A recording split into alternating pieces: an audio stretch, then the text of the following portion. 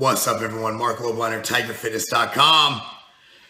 You know what? I've been getting a lot of these questions lately, and they're just driving me absolutely insane. I've been getting these emails ever since, and I almost regret doing them, ever since I started doing like topics on steroids and using steroids and training while on steroids.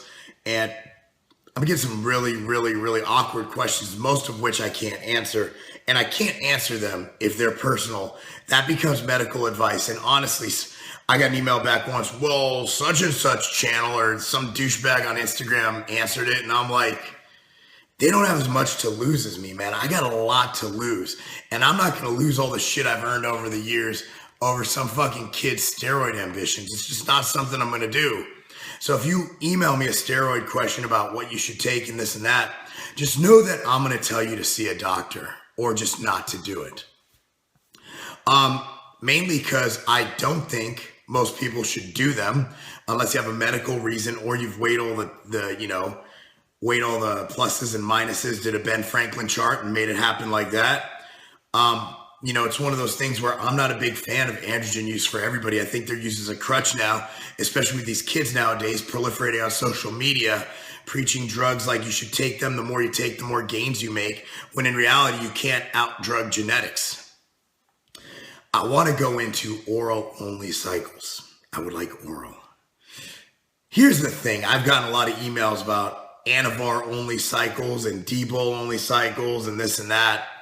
And I'm of the old school approach that if you're not on test, you don't need to be on anything else. I know that Palumbo says you can interchange and use EQ as a base versus test.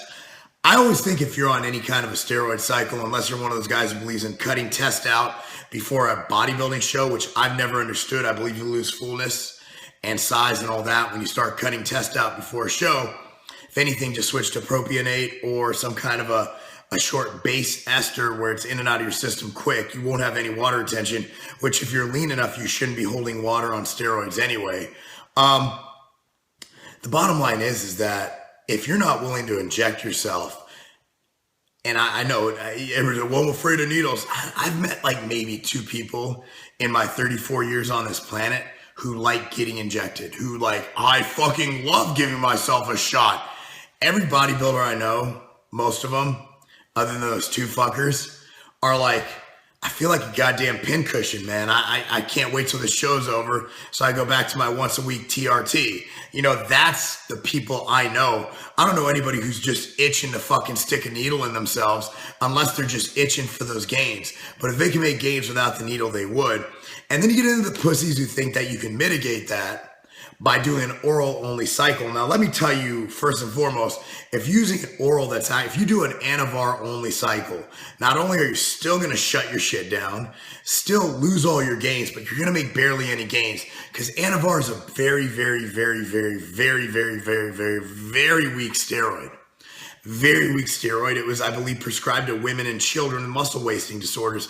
It's not something that a man should fucking look into like, yeah, I'm on Anavar. It's like, wow, you're a fucking man and a half. It's like, I don't really think that's worth even looking at. Then you got the opposite end of the spectrum, a D-Bol only cycle. D-Bol is extremely hepatotoxic.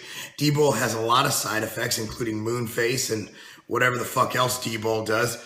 I mean, let's just go into hepatotoxicity. Now, while shooting steroids via injection is not necessarily 100% liver safe, you're still bypassing that first run through on the liver, which I believe is the most detrimental. When you get into orals, you got that first run, your liver's getting overworked.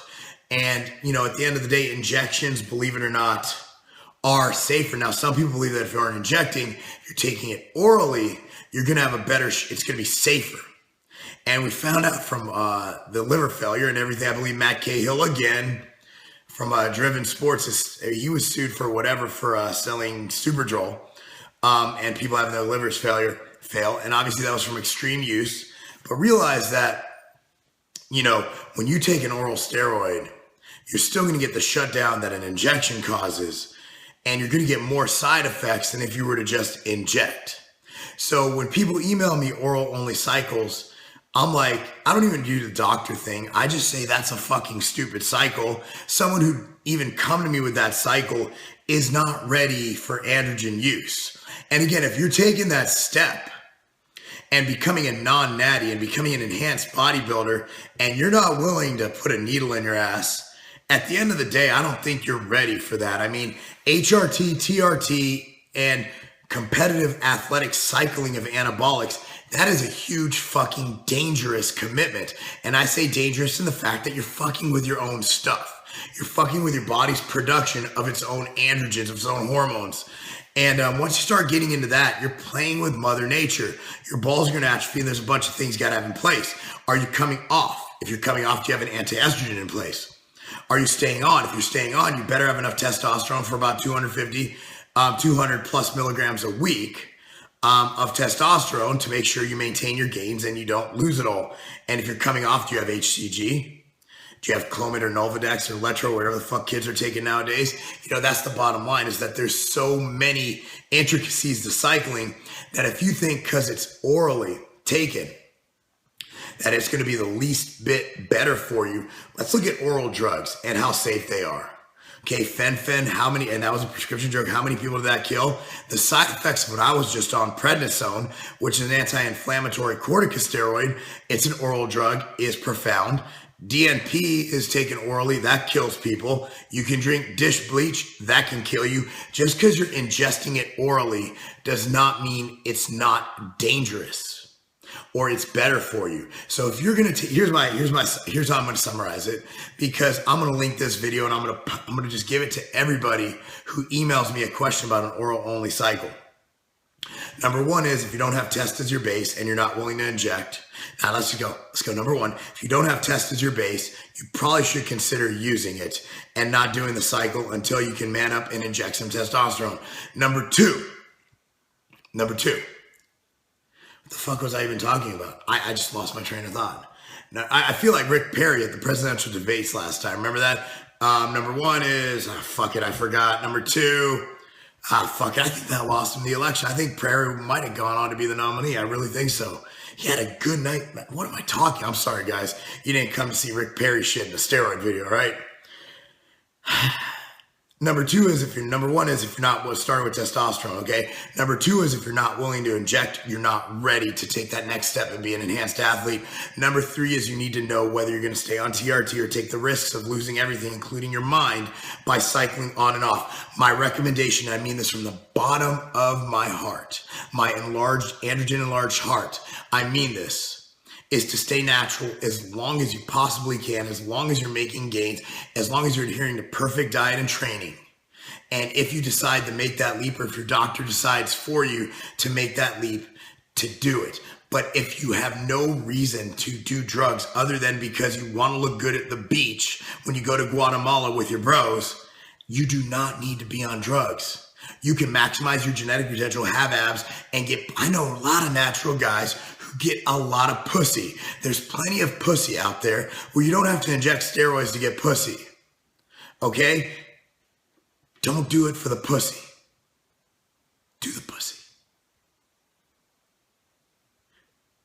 That's what I'm getting at. Stay natural.